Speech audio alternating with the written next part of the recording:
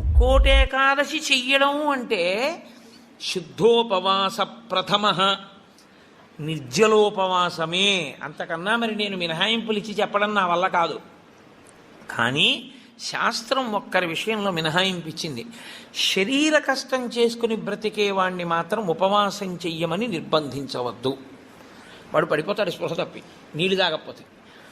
కానీ అవకాశం ఉన్నవాళ్ళు మాత్రం తప్పకుండా చెయ్యవలసినదే, అంతకన్నా మార్గము లేదు. కాబట్టి శుద్ధోపవాస ప్రథమ నిర్జలోపవాసమే చెయ్యాలి. యథార్థమునకు మంచినీటి చుక్క కూడా ఇక ఏకాదశి తిథి నాడు పుచ్చుకోకూడదు. ద్వాదశి వచ్చింది, ఇక నువ్వు ఉపవాసం ఉండకూడదు. ద్వాదశి తిథి యందు ఉండగా, తిథి యందు పరివ్యాప్తమై ఉండగా నువ్వు ఉపవసించి ఉండకూడదు. మళ్ళీ వ్యతిరేక ఫలితం వస్తుంది. ద్వాదశి తిథి ప్రవేశించేసింది, ఇక నువ్వు పాలన చేసేయాలని